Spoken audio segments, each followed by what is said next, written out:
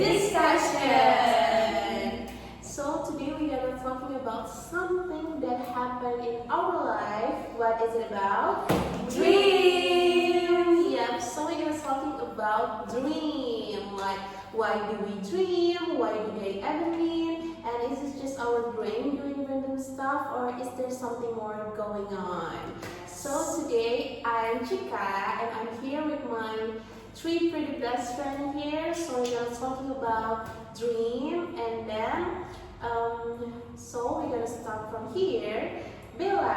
Hi everyone, I'm Bella, and here I look into the science side of dreaming, like what's actually going on in our brain when we sleep and dream. Hi Bella! Hi guys, I'm Bumi. So I went into the psychology and culture side, so French theory, and also how people in Indonesian and Japanese culture see dreams. Hi Bumi! And I am Joyce. I focus on lucid dream and how dreams can actually affect our mental health. And I also have some personal opinions I want to share with you guys. Wow. Hi, Joyce. Okay, guys, I wanna ask something. Are you excited to talk about dreams? So excited. Okay, me too. So let's get into it. Okay, I'm gonna start the first discussion with some question from Bella. Let's start with you. So Bella, from a science point of view, what actually are dreams? Like, what happening in our dream? So I'm gonna explain it. So so basically, dreams are just image, feelings, and stories that happen in your head when you are asleep.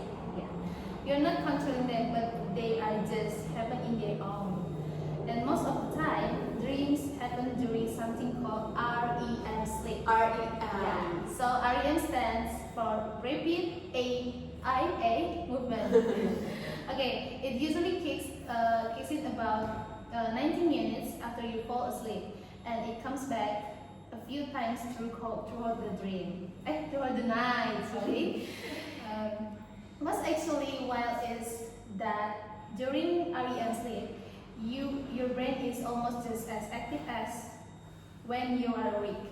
Like your brain is super busy, but your body is kind of frozen. Like your muscles do not move. Wow. Yeah. So scientists think that basically your brain making sure that you don't physically act out your dream and hurt yourself.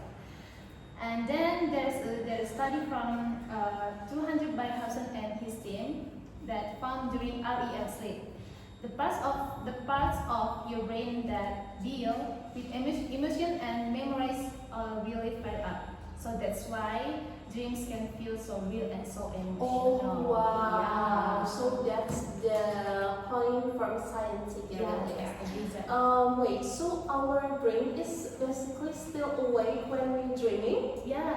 Oh, that's kind of crazy. Can you explain like a little bit more, and like why do we even dream? What's the point?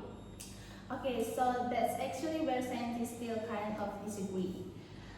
There are a few different theories. One idea is that dreaming helps your brain sort out and save memories from the day. Like your brain is going through everything that happened and deciding to wake up to what to keep. That's called the memory consolidation theory. Can you repeat again?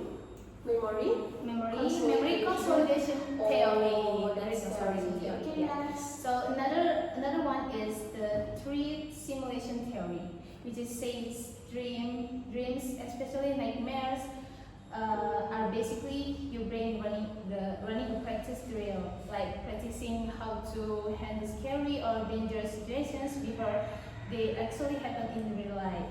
So and then there's a three theory that a bit more blunt.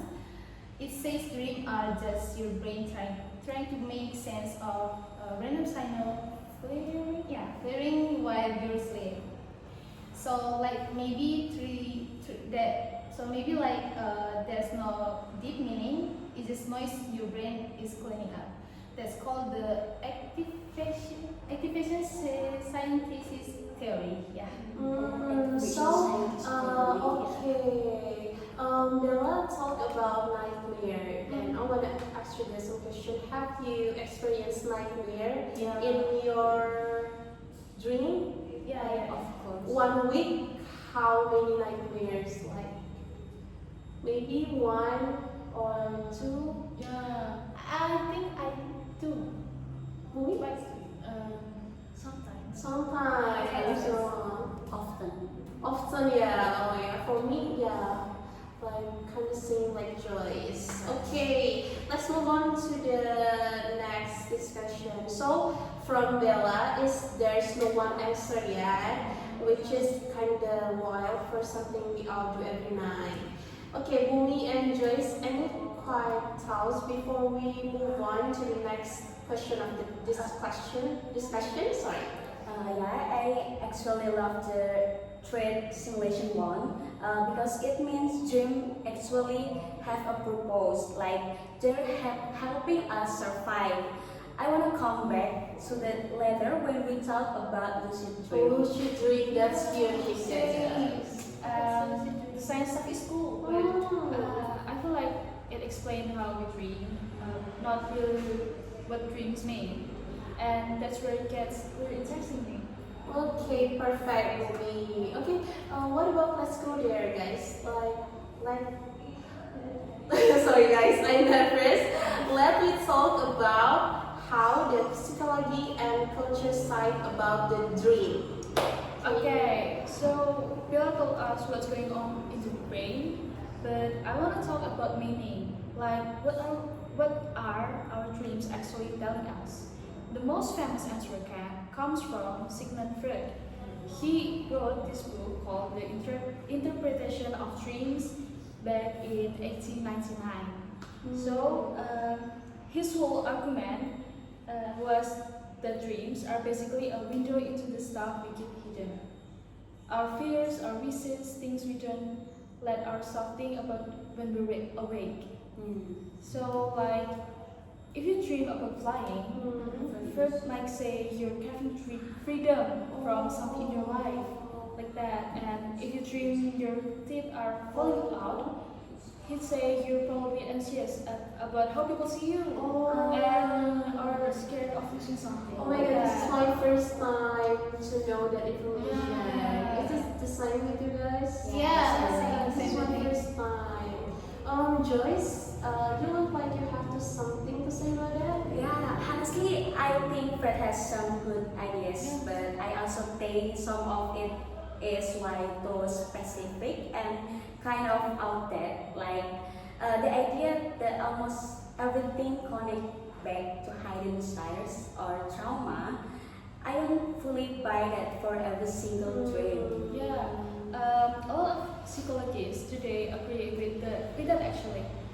Even back then, Carl Jung, who has a student of Freud, pushed back and said dreams aren't just about personal hidden stuff. He thought dreams connect us to something bigger, like shared symbols that people across cultures all understand. He called it the collective unconscious. So, but here's what I find the most interesting is the cultural side, because how we interpret dreams is really shaped by where we're from. So in Japanese culture, for example, my grandma told me that she always said that if you dream about a snake, it means someone close to you is hiding a secret from you. And if you dream about a family that who has passed away, it's seen as a visit, like they're checking on you. Yeah, that's so different from what Freud or Western psychology will say. But both approaches are doing the same thing, trying to find meaning in dreams. And I think that search for meaning is something everyone does. Okay, so every culture in Indonesia have the different meaning about dream. Yes, that's true. That's right. That's from Japanese culture. Yes. Maybe in Tata is have different also. Yeah. Right. Because we are from 50-50.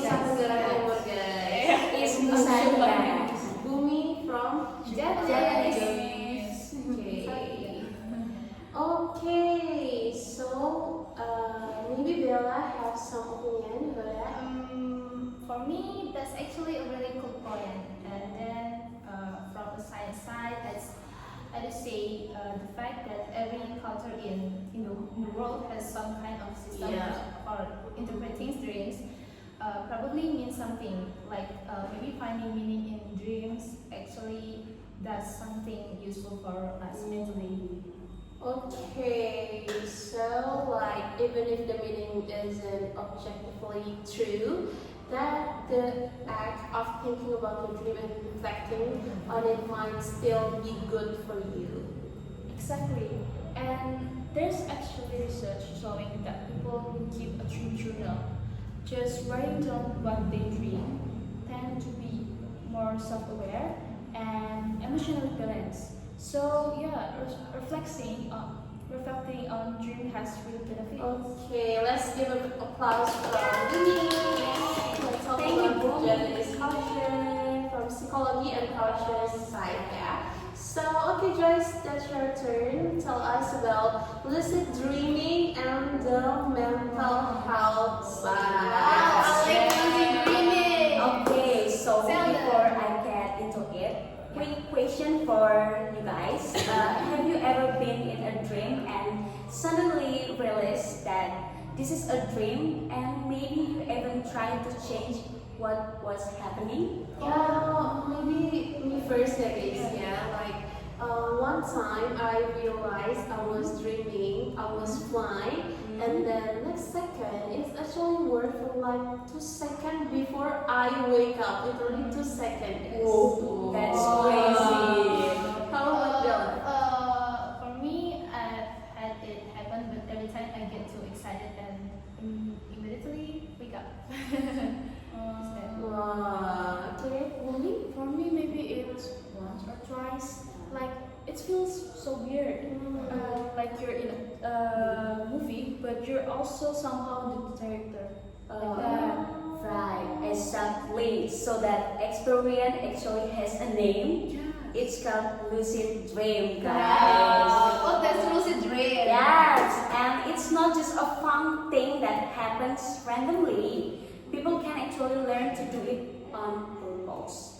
And there's what's really interesting. There's a study from 2010 by Stumbrise and his team that found when people are lucid dream, a specific part the brain lights up, the prefrontal cortex. So that's the part that handles things like self-awareness and decision making. So normally that part goes pretty quiet when you're dreaming, but in lucid dream it wakes back up.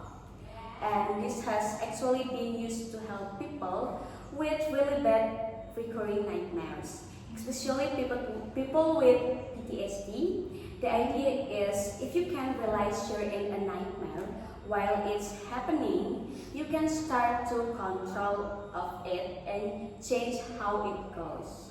And that can reduce how traumatic nightmares feels over time.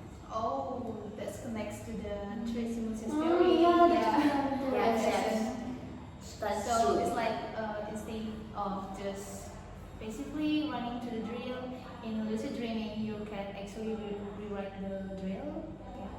Yes, exactly. And honestly, think about it. If this can help people with PTSD sleep better and feel safer, why would we not take it seriously as a tool? And beyond the therapy, there's also a creativity angel. Paul McCartney actually said the melody for Yesterday, one of the most famous songs ever, come to him in a dream. So dreams can literally be a source of new ideas, guys. Oh, okay, that part I love. Yeah. But I do want to raise something. I think we should be a bit careful. Like some people try really hard to lucid dream every night, and then that can actually mess up your sleep quality. And bad sleep has its own problems. That's fair to me. I'm not saying everyone should do it every night, but I do think it deserves more serious research and attention instead of being pushed off. Okay, let's give a pause for Thank you. Okay, Okay, so we talk about the brain science, the psychology, cultures, and then Joyce will talk about lucid dream. But here's the big question, guys.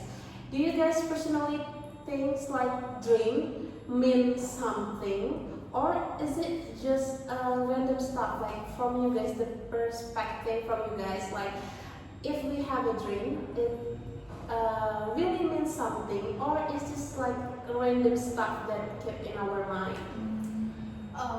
Me first. Yes. Personally, I don't think dreams have like no face, hidden meaning the way Freud said. But I don't think they reflect how you're feeling emotionally. Like if you keep having stressful dreams, that's probably your brain telling you something, or something is off in your life. Okay, Bumi. For me, I agree on the emotional part, but I push back a little. I think meaning doesn't have to be some script symbol. Like even just thinking about your dream after you wake up and going, huh, why did I dream that? And the reflection itself is meaningful. It helps you understand yourself better. For me, I think we're kind of setting up a false choice here. Like it's either dreams have meaning or dreams are just noise. Why can't it be both? Like maybe the dream itself is random, but the meaning comes from how we think about afterwards.